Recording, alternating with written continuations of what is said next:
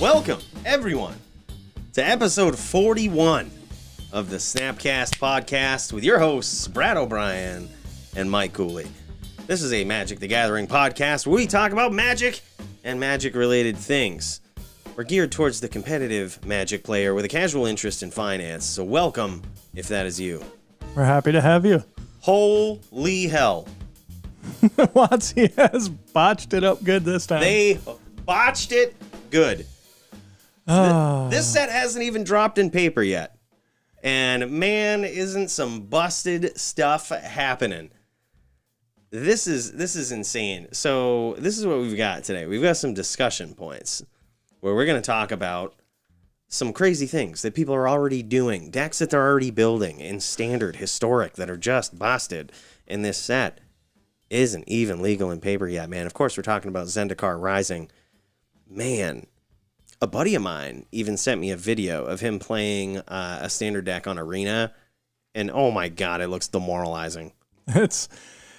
Well, here's the thing. It's no secret at this point that 4-color Omnath with our good friend the Lotus Cobra. The Lotus Cobra. I was going to say Snaky Boy. Snaky Boy, the Lotus Cobra. Man, that card, gosh, I thought they would never bring that back to standard. But not only did they do that, I mean, they brought it back in a landfall set where they have fetch lands and, like, holy hell, man. Like, this is, get out of town. It's busted. And, I mean, I'm sorry if I'm not paying attention to you, the listener and viewer. I'm on Magic Twitter trying to find the tweet from, here we go, September 22nd. Oh, man, you got to hear this. Listen, is this the one from Wizards? Magic the Gathering at Wizards Magic. September 22nd. Set's not even out yet. We are closely monitoring developments in Standard. In order to avoid disrupting this weekend's tournaments, we intend to provide an update on the format early next week, when you can actually play these cards in paper. But don't expect to be playing Uro next week. Yeah, I mean, do you think it'll be that, or do you think they'll ban something from the current set? Do you think Lotus Cobra will catch a banning before it gets released? Holy crap, that's tough. So, do they ban the rare versus the mythics? We've had this theoretical discussion before about them banning engines and sort of weapons. Right. What do you think? Well, I'm kind of torn on it because I think Uro has been a busted card ever since they released it. I couldn't believe they printed a card like that. I'm like, are you kidding? Like, are you just trying to outdo yourself and you've finally reached the ceiling and you just don't know what more busted stuff you can put on one card? That was the impression I got from Uro. I don't think anyone ever in their right mind has been like, Lotus Cobra is busted. You know what I mean? It's good, but I mean, it's not busted. You know what I mean? Uro on the other, I mean, how many times have we heard this term when, you know, someone throws you a deck list, like, look at this deck I'm running in standard. And you're like, oh yeah, that's just Uro.deck. Right. Like, well, and I said it the other night. I went to the shop to play Modern Monday here in Bangor. And one of our favorite players who is prone to controlish archetypes was like, what is he playing? Oh, well, he's playing this, and this. It's Uro. Oh, yeah, it's an Uro pile.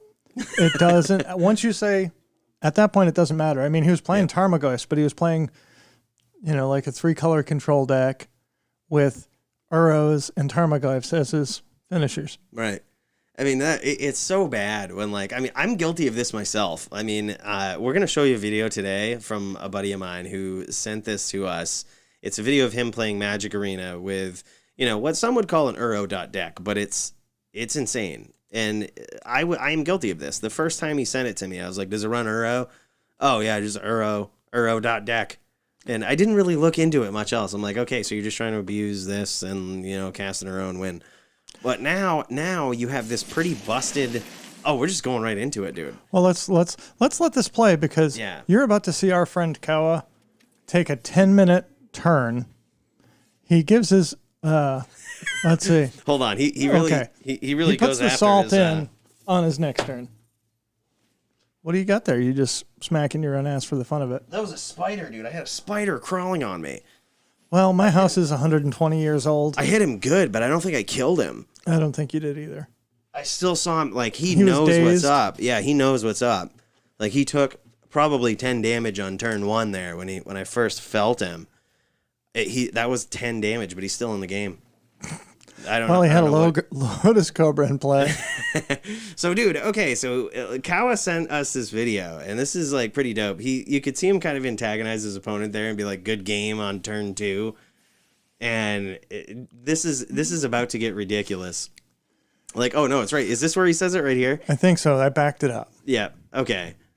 So no, he plays the land. Yeah, and now, like, look at this. This is turn 3. He's just going to drop a freaking Omnath Locus of Creation into play. Yeah, and it's all downhill from here. I mean, this is... So, if you ever see this, and, like, you kind of have to deal with this. Like, this, you know, you have to get rid of some piece of this combo, and it's probably Lotus Cobra. I think that they are more likely to ban the card that's not in the current set. And the rest of the set really revolves around the landfall mechanic. So I have a hard time seeing them block one of the premier. Here, pause it right landfall here real staples. quick. We got to talk about this because, perfect place to pause it. So for the people that are listening to the podcast, right? So we're watching this on turn 3. Like we said, Kawa drops down an Omnath Locus of Creation, right? So turn 1 land, turn 2 Lotus Cobra, turn 3 Omnath. Yep, and his opponent takes their turn, lays their 4th land, and casts Winota. And, like, you know, it was kind of an LOL because I don't think they had much to swing with at that point. Yeah. But can you remember when, like, all of the bannings came out and, you know, people were talking about what decks are going to take over with bannings and then rotation, and, like, Winota was the big thing. And it's funny because he sort of laughs in this video, like, Winota, LOL, as in, this isn't quick enough to solve your problems. Like, Well, right. So you attacked with a human. You put Winota in play and then attacked with a human. That Right. is not how you win. But even if he didn't, right? Like, let's say he had 2 dudes down there and he swung in with those that weren't human and they grabbed some bombs. He's still dead. Like, watch this next turn. Well, and Like- this is it. So we're a minute and 34 seconds into a 9-minute and 50-second turn.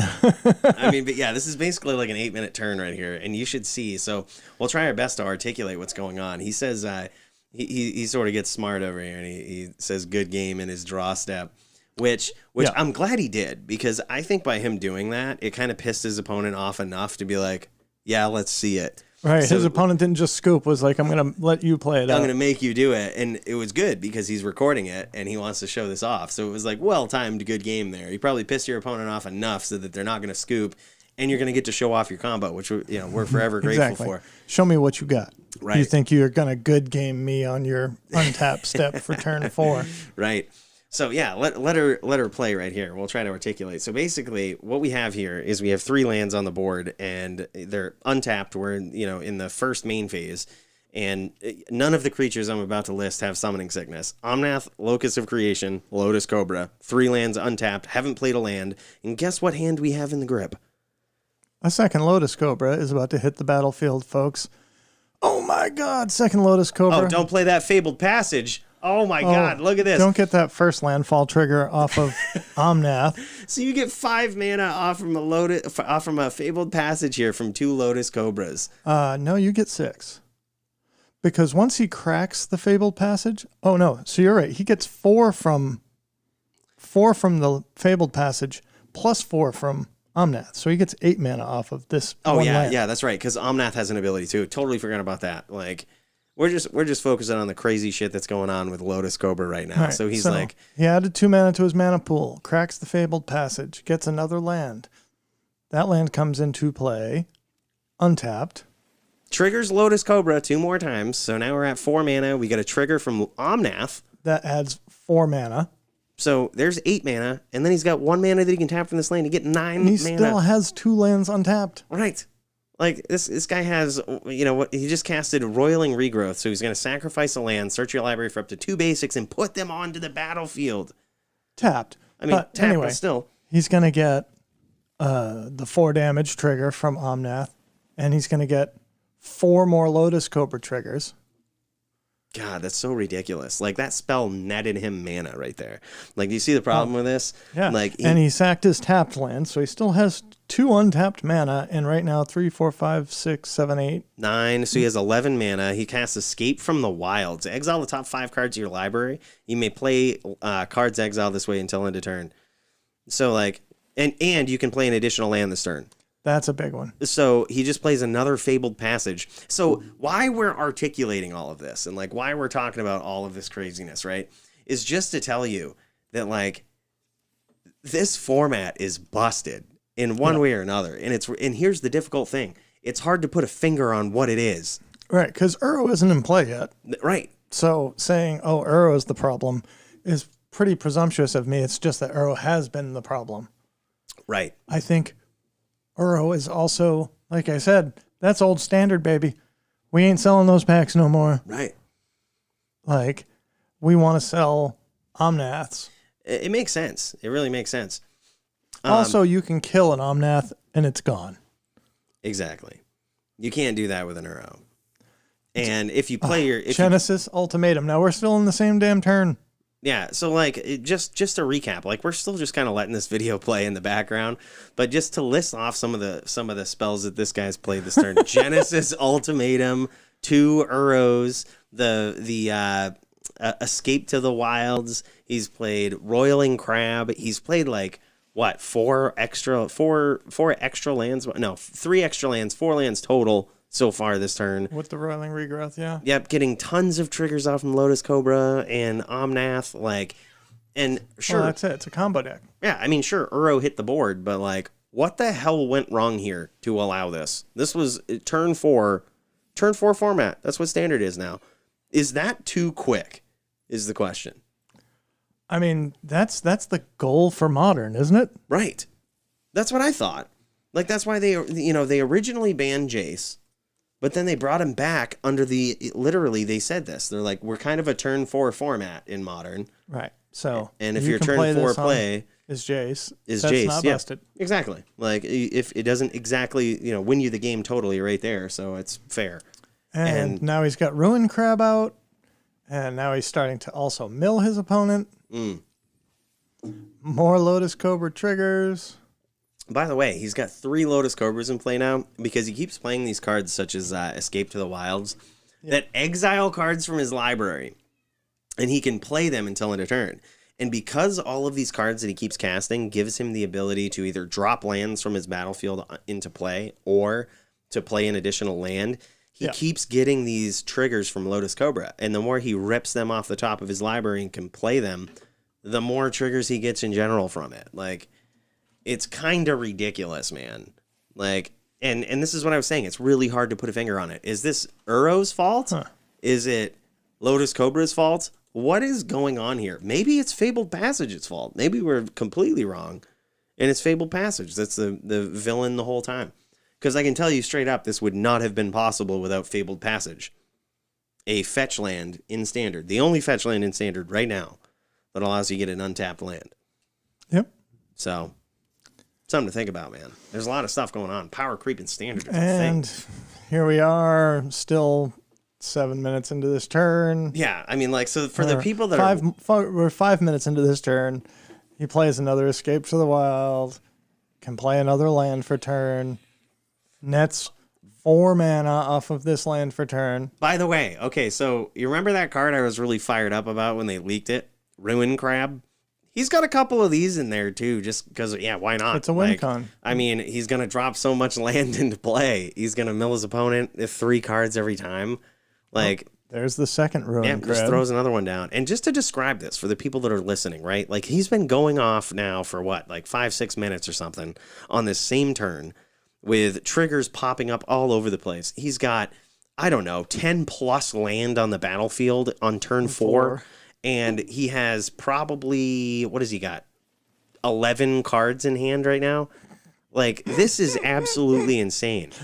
I mean, and 5, this is 6, 7, 8, 9, 10, 11. And it isn't like this is some deck that's rogue and not a people are running it. This is the tier 1 deck. So, right. Luis Scott Vargas, huge fan of his. He puts out a sort of weekly metagame thing. He's also on the Constructed Resources podcast.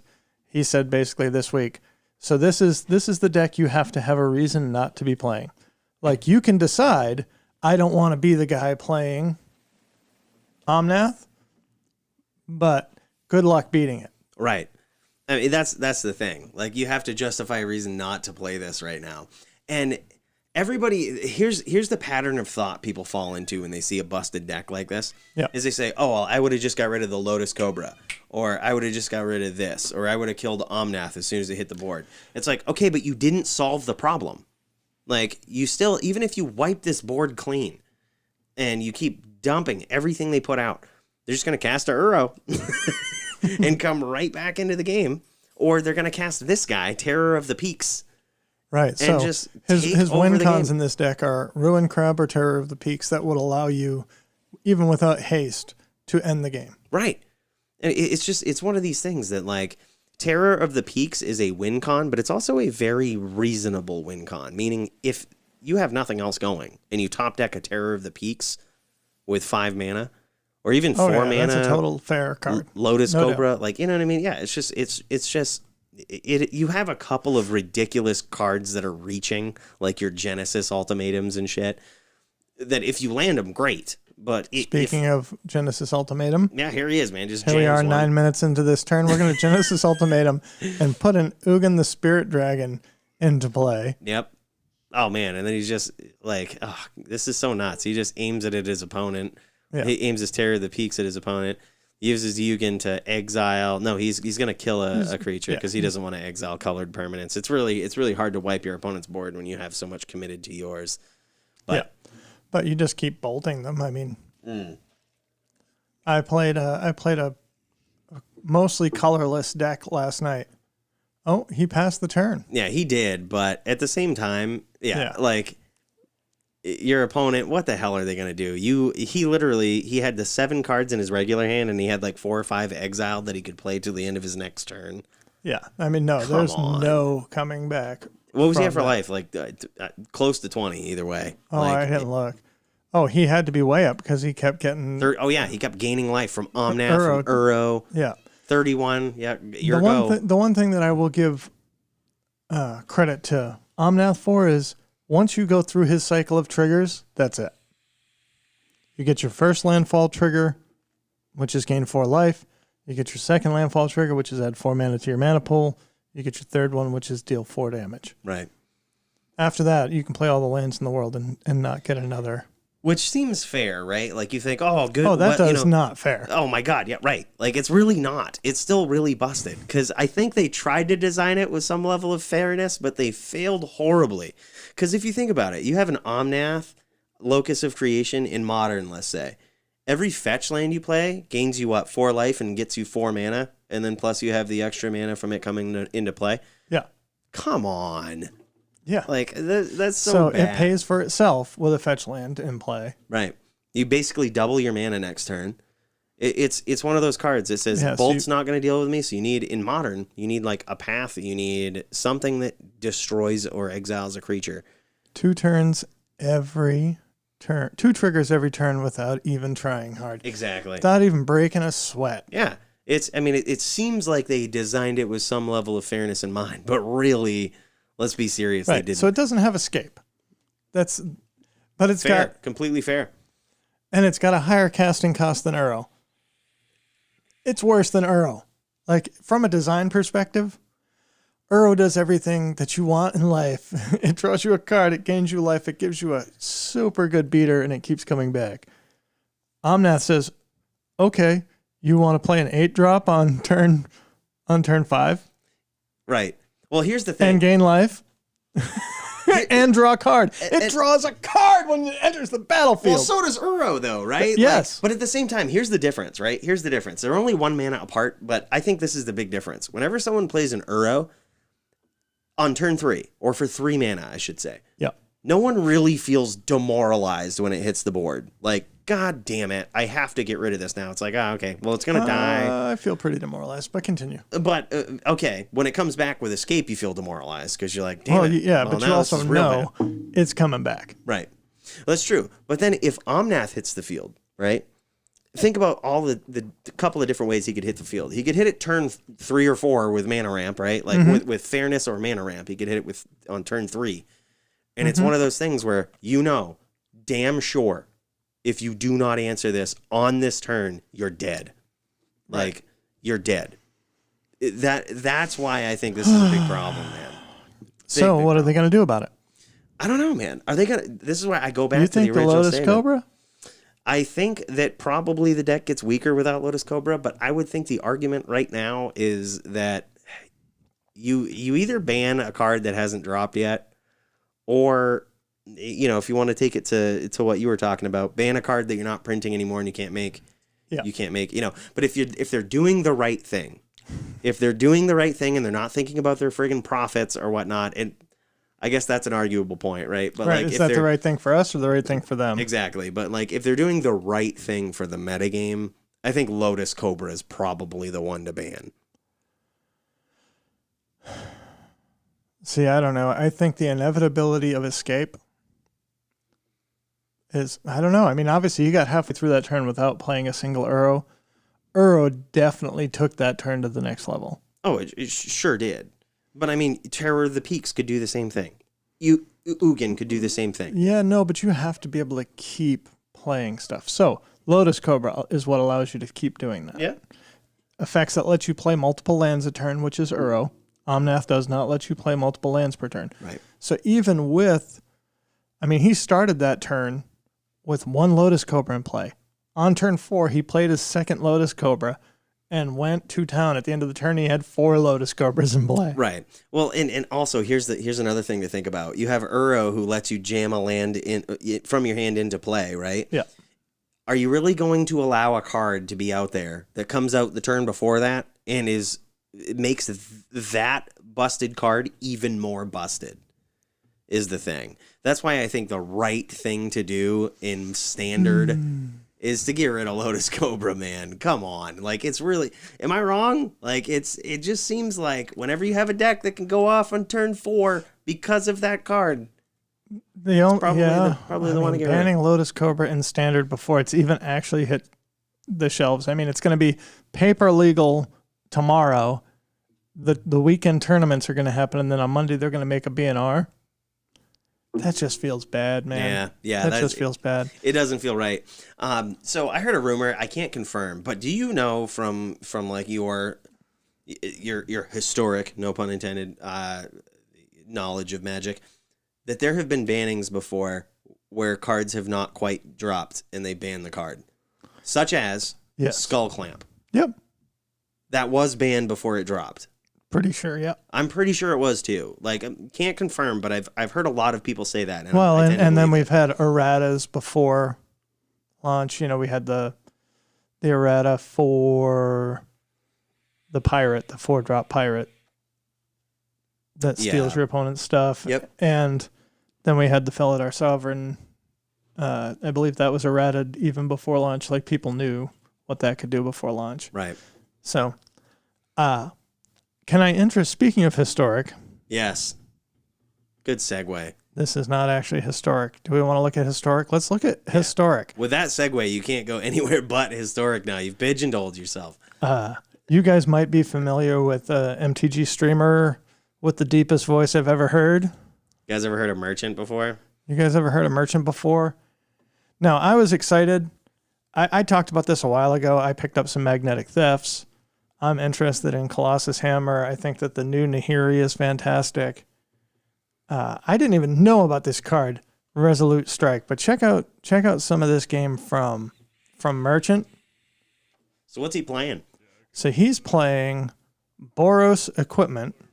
And this is historic. This is in historic. So he just equipped a Maul of the Skyclaves to an Earthshaker Kenra. He's got a Colossus Hammer in play. That was his turn 3. Oh, man. He's playing against a sort of zombie deck that's zombie tribal. Right now they have a Death Baron out. They're attacking with a Death Touch Foulmire Knight. Oh, he rips his 4th land, too. Rips his 4th land. He has Nahiri, Heir of the Ancients, in his hand. Why didn't he... Oh, but wait. Oh, my God. So Resolute Strike says, Creature gets +2/+2, and you can attach an equipment for it. What? What? So now it's his turn 4, and he's swinging with a 16/15 first striking Earthshaker Kendra. So why didn't he? So he just misplayed here, didn't he?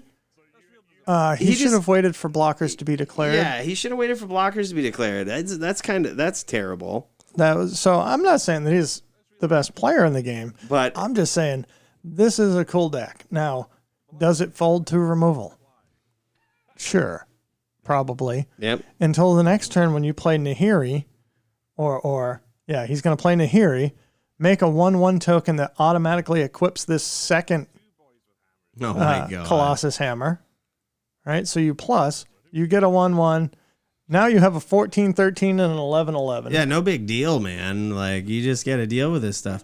But don't his zombies have Death Touch now because of Death Baron? Well, this one still has Maul of the Skyclaves on it, which gives it first strike. Oh my god. And you can still swing this in every turn, because every turn you can plus her And put another one on. Oh my god. So even if you trade it off and you're just trading for one of his Death Touch creatures every This turn, is ridiculous. what does it cost you? So he's like, yeah, this is just odd. I wouldn't even block. Why would you block? Why would you block that? It's not going to get through, so you're just keeping his board under control. Oh, hello, Shadow Spear. Oh my god. Jeez, this is nuts, man.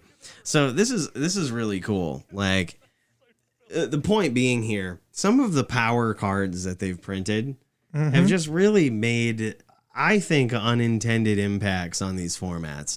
They used to have, and I thought, I was under the impression they still did this, but do they still test? Like, do they still test yes, these they cards? have a future league that is specifically, but what formats do they test for? They test for Modern, in theory. Now, let's think back to this Uro Omnath deck.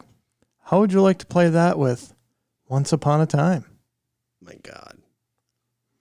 Where on your first turn you can, for free search for a land or for that sweet, sweet Lotus Cobra. Man. Yeah, it's so ridiculous, dude. Like, I've never really agreed with these future leagues that they have, and here's why. This is just the Cooley opinion, right? Yeah. But because let's say you have a team of 20, even 50 people, let's say, that, are theorizing, making decks, and, testing out the format, and they're the best players, right? They're not 1,000 monkeys at typewriters. Exactly. They're not the stovers at the shop that are just like, wow, this combo's a thing, and they put it together and it destroys the format. Like, you know what I mean? And then someone hears about that and puts that into an even better deck, or, you know what I mean? That's a cool interaction.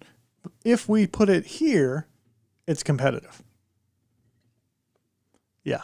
Yeah. You're right. Yeah, like, so I don't care how many people you have in this future league. I think it's a waste of your time and money, WOTC. I'm not, and I say this with some evidence to back it up. Like, you now have a busted standard format.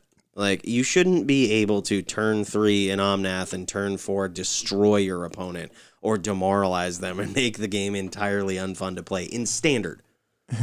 In standard. I'm okay with that. Trust me. I love doing that to my opponents. You bastard. However, in standard, it might be a bit of overkill to do that. And your future league didn't catch that? I mean, they didn't catch Felidar Sovereign Sahili Rai combo. Right. Something very, very obvious like this. A 2-card combo that's just infinite. They didn't catch it. All of these bannings. Can I sell you on a modern staple that we suddenly have been talking about? When your opponent goes turn 1 land, expedition map, you go turn 1 land. Can I put this point to rest real quick, though? They go turn 2 land, pass. What point? So the point about future league being pointless. Okay. Look at how many bannings they've had in recent history in standard. You mean to tell me any future league that you have is doing a good job at it? Oh, well, this is the argument that management that doesn't do well is going to be fired. I just think it's pointless to do that in the first place.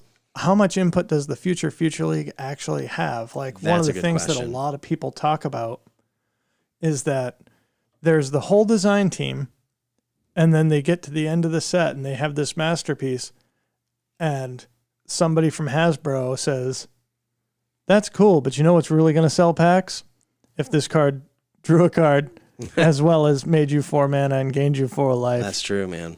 That's true. Wait, those are rookie numbers. You got to bump those numbers up. Uro gains you 3 life. This guy needs to gain you 4 life. Right. I think you made a good point too about the crucial assumption in my argument is that the Future League has any say over what actually gets printed. Yeah. Because maybe they did notice this and like, hey, by the way, you have an infinite combo busting off here. Screw it. Let's jam it. That was the point. Let's throw it in here. That's a way to mix up the format. For those of you that couldn't see the video, I was showing a modern Jeskai Control versus Tron matchup playing Cleansing Wildfire. I'm done with it. I just love to see that card in play. It's crazy now that you have to think about this. You had mentioned this before the cast. A play that you have to think about in Modern now is your Cleansing Wildfire. When your opponent goes turn 1 map, turn 2 land, go. And then you're like, turn 2, I could Cleansing Wildfire, but what do I hit? You know what I mean? That's a weird situation to be in. Yeah. But being able to go in standard, historic, pioneer, play your Stormcaller Mage. On 4 mana, you play Stormcaller Mage, play Cleansing Wildfire, take your opponent off their 2 best non-basics. Yeah. Draw 2 cards. See, but now look at this. Like this is beautiful because like the video that we're watching now, he actually waited until turn 4 to cast the Cleansing Wildfire against a Tron deck. Yeah. And he didn't quite have Tron, so now he's blowing up one of his lands. But he did utilize it, and it looks like he searched for that same land. So, I mean, it's just super weird. Like, these are the things you have to think about in Modern now. Like, whenever the cards that you print in Standard instantly go right into Modern, and you can see them being a staple. God, dude. What were you thinking? It's 2 mana landy that draws you a card. Everything in goddamn 2020 has to have at least 3 lines of text. So this one is destroy target non-basic land. Second line is your opponent. No, destroy target land. Oh, destroy target land. Yeah, you can get the wastes that they only have 2 of in their deck, too. Destroy target land. Yeah. Yeah, that's right, because we were saying they may not... They can search their land for library for a basic land and put it onto the battlefield. By the way, this is Modern for you. Like, just flash back to this real quick. Oh, we missed it. But this guy's still casted a... He's still casting Karn, right? I've kept you off Tron for how many turns? Yep. No problem. No problem. Still casting Karn Liberated, bro. Let's see what happens here. Does he must play the other Tron piece. Well, dude, the thing about Tron is people always think it's so easy to beat until they play against it. Like everybody's got a plan until you get punched in the face with Karn. Exactly. That's or everyone's got a plan until you notice your plan has stove you off till turn 7 where they can cast all of these spells with basic lands. You know what I mean? Like, that's really what it is with Tron. You know what Tron doesn't like, though? What do they not like? Remand. Yeah, I mean, yeah, it's not great. I mean, he's still got Karn in his hand for next turn. But it's like, you're just going to remand me? You haven't even put a board down. You haven't put anything on the board. Isn't that that's what a control deck does? I suppose. It just wants another land on the board. What deck do? What deck do? What deck do? What deck do? He just wants to get to turn 6. Yeah. Usually they get to turn 6 and they can put some sort of threat on the board and they have like Cryptic Command to back him up. He still has no threat though. He's got like Remand and Cryptic Command. Are you gonna get in copyright trouble? I don't know, dude. Screw it. We ain't making any money from this anyway. Like, no. Jason Clark's already gone back to bed. I haven't heard from him in 10 minutes.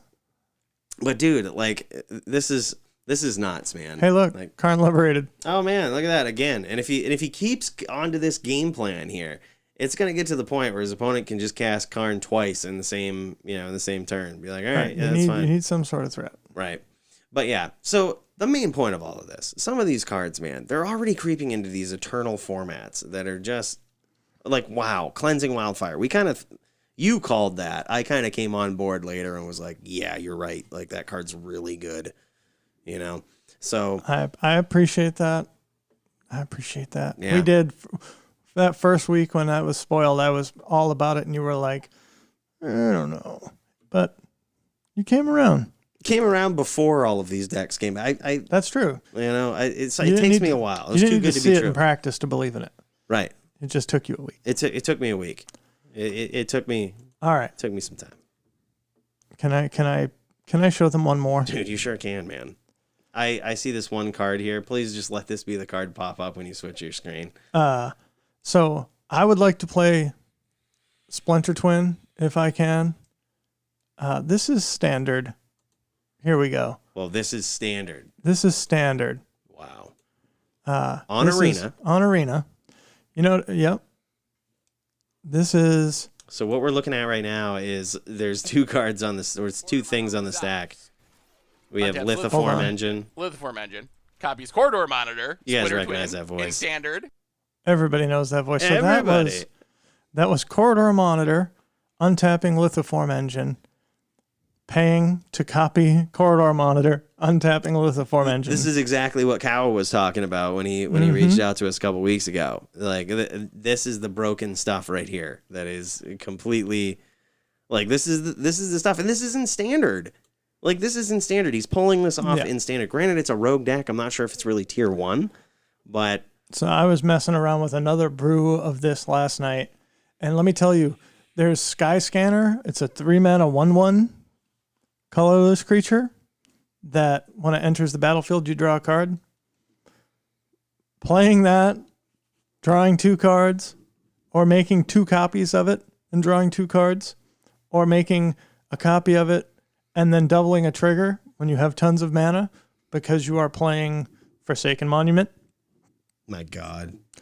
So in this deck, Saffron has chosen to go with a mana engine of Nyxbloom Ancient and Ashaya, Soul of the Wild.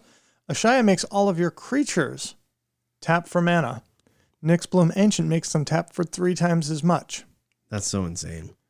So if you want to notice, like if you want to hear what I got to say about the current state of Magic and that's why we're here. Sort of the repercussions of them printing cards like this, right? Printing cards like Lithiform Engine, and just printing these ridiculous cards. These nasty planeswalkers, these nasty instants and sorceries that equipped some sort of dumbass equipment you would have never thought would be good to your creature. The problem with this, right? And I don't know if it's a problem as much as it is a good thing. Maybe it's a good thing, but this is what it leads to. These control decks and the decks that are looking to sort of mid-range you, they have too much to aim at. Right. There's no targeted game. There's no like, okay, the combo decks that exist now have too much to aim at. Like if your main piece of your combo doesn't get there, your backup strategy is pretty sick too. So it's really morphing Magic. And like I said, I'm not sure if it's a good thing or a bad thing yet. Having too many threats to aim at in a deck. You can even see this leak into Vintage when, 90% of a Vintage deck, any given Vintage deck that you see out there was printed in the last 10 years, just about. You ready for the unifying theory of why everything's fucked? The theory of everything? Yes. The unifying theory of why everything's fucked. This is not me. I picked this up from Magic Twitter. This is what you get when instead of cards being printed for Standard and up in Commander, they print cards for Commander and Standard. That's a good point. So all of these cards that we're talking about, you look at them and you're like, oh, that would be a sweet Commander bomb. Oh, wait, it broke Standard. There's Omnath for you. Yeah, this card that does 14 things and costs a whopping 4 mana. In this one, we're talking about Lithiform Engine. We talked about that card like the first week we talked about spoilers.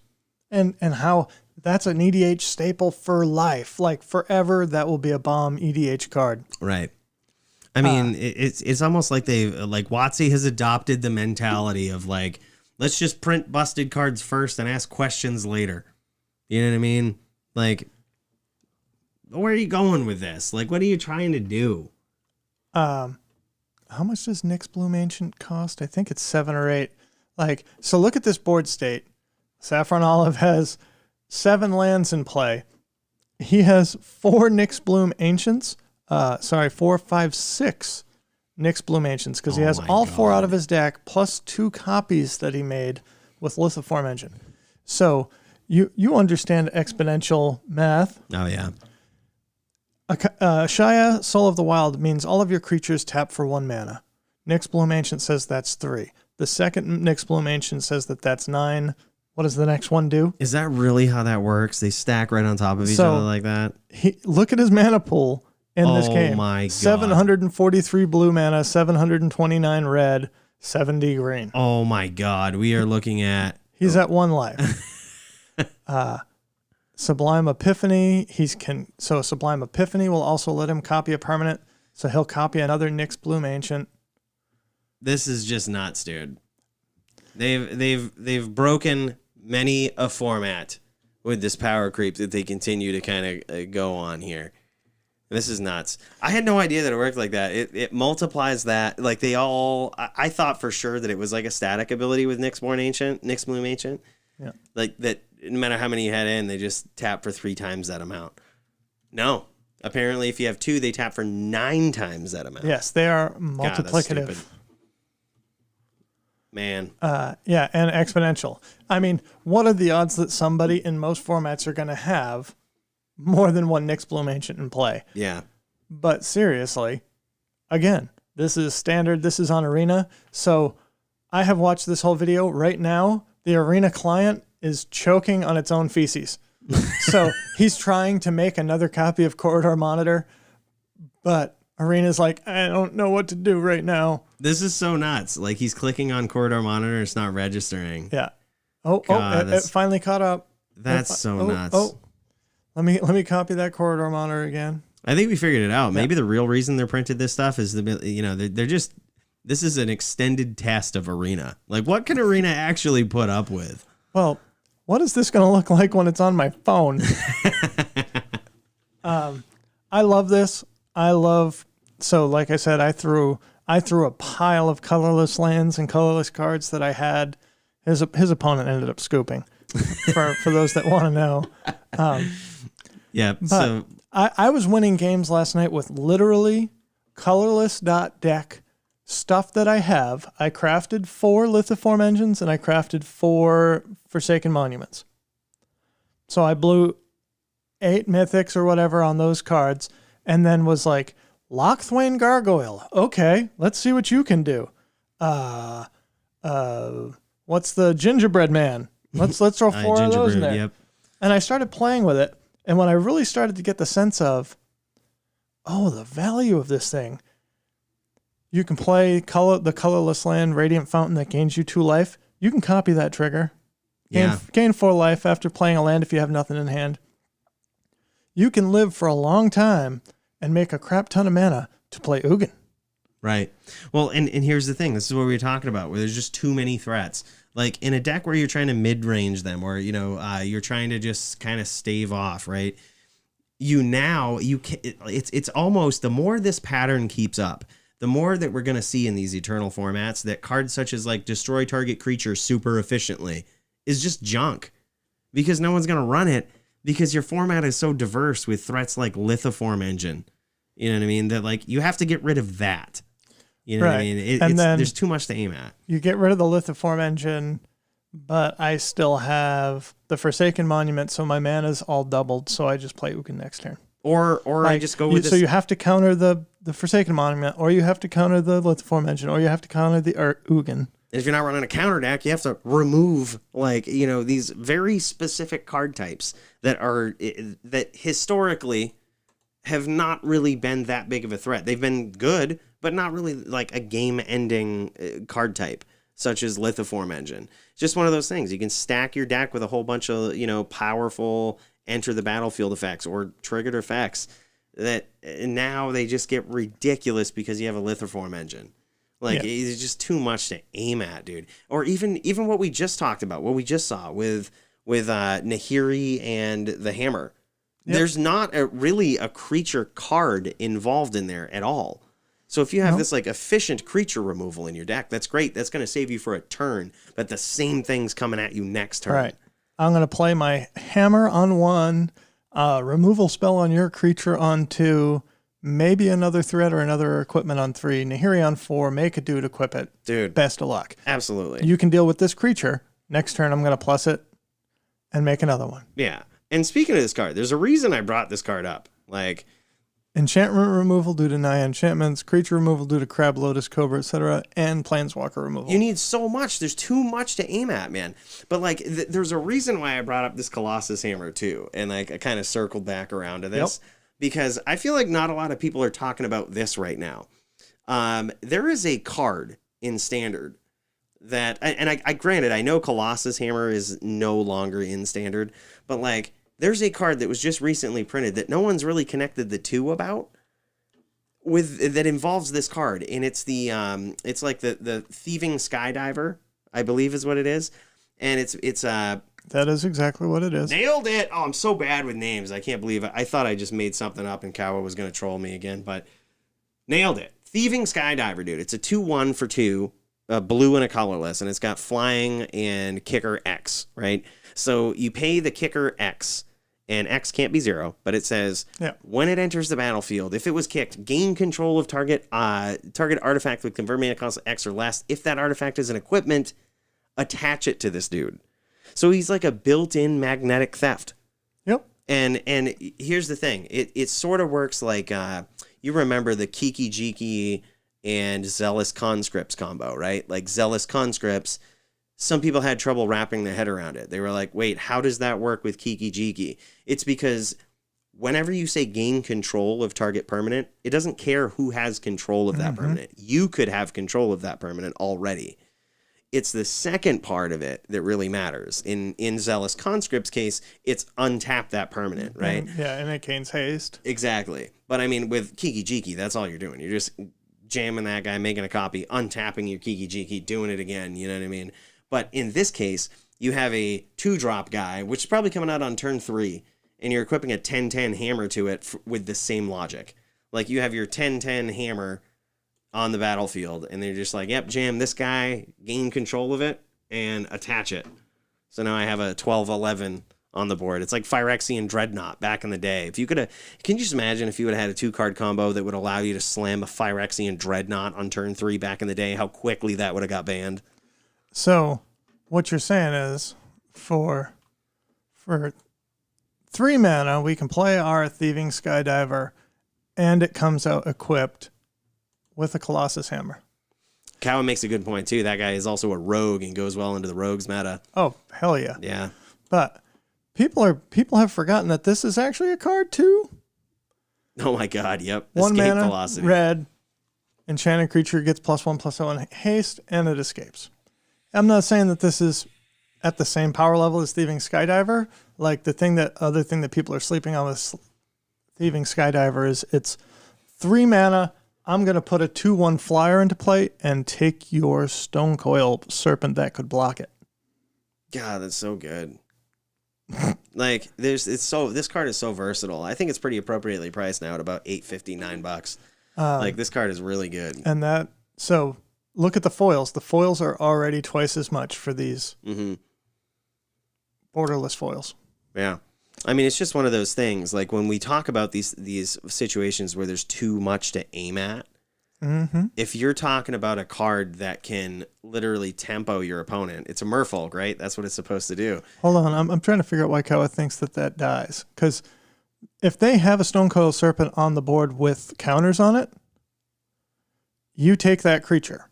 It's an artifact that has X or less. It doesn't change anything about it. Right. You just gain control of it. So it doesn't take the counters off of it. Yeah, you would have to pay 1 because X can't be Right. 0. X can't be 0. But it says X or less. Right. So Stone Coil could have 8 counters on it. You can still steal it for 1. Yep. And then it suddenly comes over to your board as an 8/8 or however many counters it had on it. Yeah, it's pretty crazy. Like And the thing is, it's the 2020 phenomenon. Like this is a 2/1 flyer, Merfolk Rogue, like for 2. 2/1 for 2 with flying is pretty damn good already. Yeah. Then you throw that kicker on there. Holy crap. Yeah.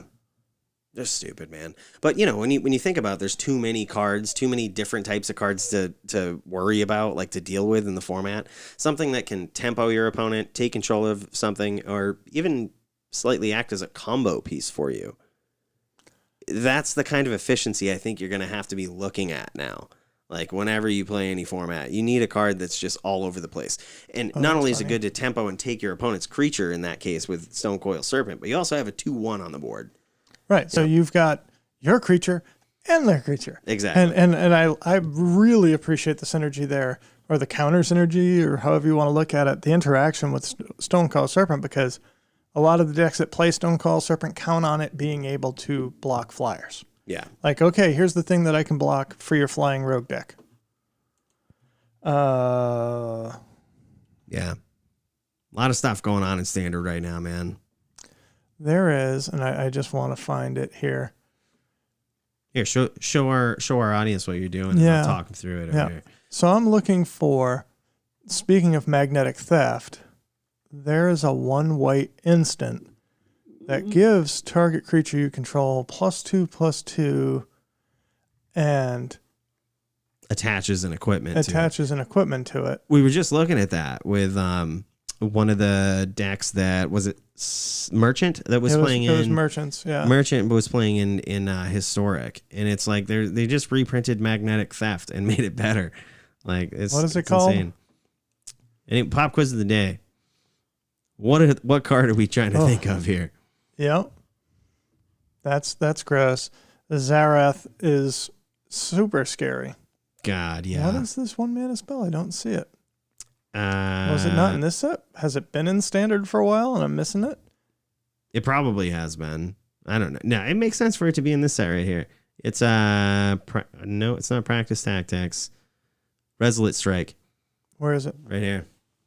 Resolute Strike. Target creature gets +2/+2. If it's a warrior, you may attach an equipment you control to it in combat. Yeah. But in a world where they're kind of trying to consolidate all of the creature types into something recognizable and into a very finite creature type. In the past, they've printed anything from like nymphs to weird creature types you've never heard of before. Like what's the one? Trilobites. Like, oh yeah. Yeah. Like Cryptic Trilobite. Yeah. Like they just print these weird creature types. And I think they're trying to steer away from that and make everything sort of tribal and to kind of fit into tribal decks if you want to make them that way. Right, you can play a generic creature deck, but if you stick to all soldiers, you get some bonus. Or I mean, my point is this card just gets better over time. Like the Resolute Strike. Resolute Strike, yeah. Absolutely. Every time they print a warrior, this trick, just being able to like, is there a one mana warrior? Because if you can go turn 1 mana warrior, turn 2 Colossus Hammer swing, put the hammer on it, +2/+2. Isn't the core guy with double strike, the 1/1 core guy with double strike? You know what I'm talking about? Core whatever. If he's equipped, he has double strike or something. The red guy, is he a warrior though? Yeah, that's what I'm wondering. Like he's a core. He's not core spirit dancer, but it's like it's a 1/1 for 1, and he has, if he's equipped, he has double strike. Or he might even just have double strike in and of himself. I don't know. But like I'm pretty sure it's if he's equipped, he has double strike. But even so, I think he's a warrior. Like, this combo was meant for him. Like, that card was meant for him. He's in white because he's core. Most core are, in the white color. But yeah, just so nasty, man. There's so much to worry about in friggin' Magic the Gathering. All right. So we got a few minutes left in our hour tonight. Yeah. I got some speculation and some theory crafting for you. Oh, man. Let's hear it. We just got Expeditions back. People love some Expeditions. Oh, man. What came out after Expeditions last time? Think back to what was the draw? What was the specialty printing that came out after Expeditions? So the last time we went to Zendikar, they did. I mean, I know that Expeditions was the start of like masterpieces and all of this other crazy printing in sets. Masterpieces. Yes. Well, and what were the first masterpieces after Inventions? I mean, after. Damn it. Inventions. You only get half credit on this exam, Cooley. Don't worry. That's how I got through most of high school and at least my first year of college. Yeah. I think we're gonna see a return of Masterpiece Inventions. we've talked about this before on the cast, and I really love this idea of, can you have like affinity in all masterpieces? They have to print more masterpieces. And clearly they've just told us, hey, we're going back to the expedition well. I have watched some pack openings. You can theoretically open 7 expeditions, theoretically, in a collector booster box. Wow. A collector booster case or whatever, a box of collector booster packs. Wow. So I have to kind of eat my words then from like a couple months ago where we were talking about, hey, they're probably not going to reprint these masterpieces anytime soon. Well, damn it. WOTC. So this is what it comes down to for me. And let me see if I can bring up the list of Kaladesh inventions. So we're going to switch back over to the computer screen for those that are watching on YouTube. We're on Echo MTG, and I'm just looking at this list of, these are all of the Masterpiece Series Kaladesh invention price lists. All the way from Soul Ring at $590. Jesus. Down to lowly Black Vice at $21. Wow. All of the dope artifacts that have been printed in the last few years, they're not on here. There is no Panharmonicon on here. Right. There's no Helm of the Host on here. There's no Lithiform Engine on here. I was just going to say that. Lithiform Engine. Forsaken Monument on here. Right. Those are the kind of cards that are going to be in the next set of masterpieces. I guarantee you they're going to put another Soul Ring in there. Of course. Why wouldn't they, man? Right? And a Mana Crypt. Like, and a Mana Crypt, and a Mana Vault, and Swords probably. Yep. Like the heavy hitters are going to go in there. Which ones of these are they not going to do? Are they going to do another Ornithopter masterpiece? Probably not, dude. Because I remember people cracking that and wanting to trade it right away.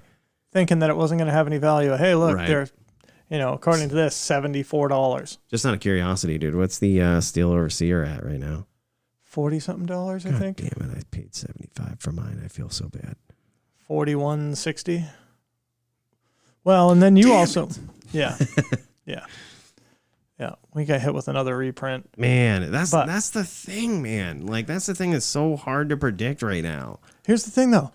It is kind of hard to predict, but if you can I guarantee you, right goddamn, they're not going to print the Gear Hulk cycle. That's true, because it was really tied indicative. To that set. Right. So, Cataclysmic Gear Hulk is criminally underplayed in EDH because white is underplayed in EDH. But they printed all of the Gear Hulks, right? They did. So like Torrential Gear Hulk, Torrential Gear Hulk is pretty, right now. pretty far, up the list. They're $50 a piece. You can get Cataclysmic Gear Hulks. You can get 2 of them for that price. Wow. If they don't reprint these, does it go up to 45 in a year? Right. Kyle makes a great point. And honestly, I've kind of been singing that song for the last month. I know. And it's like, I hate to say this. I hate to do this because I'm a big fan of Magic. I love Magic. But I find it really hard to invest in paper Magic cards that are not on the reserved list these days. I really do. Because it's like they're on a reprint spree. So I have good news for you. You don't have to be an investor. You can get the non-foil, not full art version of so many of these cards at such a budget price that you can play paper Magic probably cheaper than you have been able to in years, because the collectors and speculators, they don't want the regular pack copy anymore. They don't even want the pack foil. They want the full art, and they want the full art foil. Right. And back in the day, they kind of had a niche market where, like, the people that wanted those cards was kind of few and far between, and they would pay that premium price. And now it's like everybody wants those because the alternate version isn't worth nearly as much. And it's like, why not get this one? So now your market is flooded with this stuff. They're all over the place. More people want them because the alternate or the regular versions of their cards are no longer worth that like ridiculous price. They don't have that ridiculous price tag associated with them. So, yeah. Crazy, You man. know, looking at That is the silver lining, though. You're right. that. I think it is. I think that, like, if we go back one more time before we get out, when foils first came out was when Pokemon card game was super popular and little kids traded insane amounts of stuff for the foil version. People got took. It's true, man. And you see what happened to Pokemon cards when they started reprinting the shit out of those. Listen, you're not talking me out of my foils. You can just stop. Number one card, dollar value for Zendikar Rising. That comes out tomorrow. Ashaya Sold of the Wild extended art. Sexy. Number two card, Lithiform Engine extended art. Then Omnath. Regular Omnath. Then the showcase Omnath. Worth less than regular Omnath. Yeah. There's your point right there. Like, that's exactly the point we were just talking about. Ancient Green Warden extended art. Regular Lithiform Engine. Forsaken Monument extended art.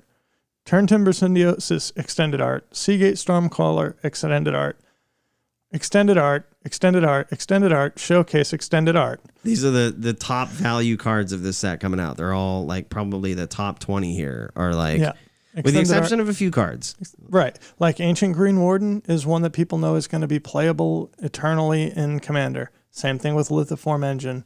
Same thing with Omnath. Like, so some of these cards are the top players. Like Omnath obviously is a top player.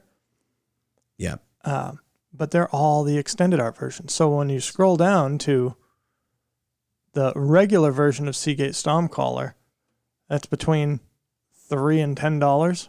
Yeah. Whereas the one that we looked at up here starts at $20. Yeah, and Kawa says the only reason Omnath isn't higher is because everyone assumes it's going to get banned. We were talking about that in the beginning. Is like something's got to happen with this deck. Yeah, you know what I mean, let's. You know what? I'm not on a schedule. If we look at the movers and shakers over at MTG Goldfish, Omnath is coming down. Yep. The other thing that they will show, that's interesting because I saw it. I bet it's in a different. Modern. Is Lotus Cobra even on this list? Is that somewhere? Or are people even thinking about it? That's interesting. Because I looked at this. Because that's the busted card. Like, that's the card. This is what I was saying, Kawa. Lotus Cobra is the card to pin right there. Like, if you're going to ban one, Lotus Cobra. It's funny. I know that I saw it. Like, this updates all the time. But I saw Uro one here maybe yesterday. People are trying to pitch their Uros on the trading sites. Lotus Cobra is a reprint. Yeah, but it's like, it'd be like bringing Jace back to standard and being like, it's a reprint. It's okay, right? No, it's a nasty card that makes some of the most busted cards, such as Uro, even more busted because you can play this guy right before him. Uro drops a land into play, mana ramps you, and then mana ramps you again. Like, come on. Lotus Cobra's got to go. I hope that somebody has fun with Lotus Cobra and Pioneer. It's fine if you take it out of standard. I would agree, man. Teferi stayed in for a year. And I'm with you, Kawa. I don't think that they're going to preemptively ban anything in the set that hasn't even officially released yet. Right. They're going to get rid of Uro. And then we are going to hate Omnath for like 6 months. And then they'll launch Kaldheim. And then they'll ban Lotus Cobra or Omnath. The big point of the week, all right? If you want to save money, Wizards of the Coast, right? If you want to save money, future League. Get rid of the future League because they're not doing a great job or you're not taking them seriously. Right. Or get what you're paying for and actually listen to them. Right. I'm not sure what's going on behind the scenes, but there's been a lot of bannings in Standard. There's been a lot of broken shit that's been going on in Standard, and that future League seems pretty pointless to me at this point. Keep making busted videos, Kyle. We will keep sharing them in our episodes. Absolutely. That was cool shit, man. Thank I loved you watching that. For joining us on another week's episode of the Snapcast podcast, available on iTunes and wherever fine podcasts are not sold.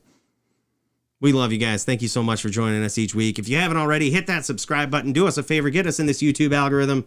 We will see you next week. Peace.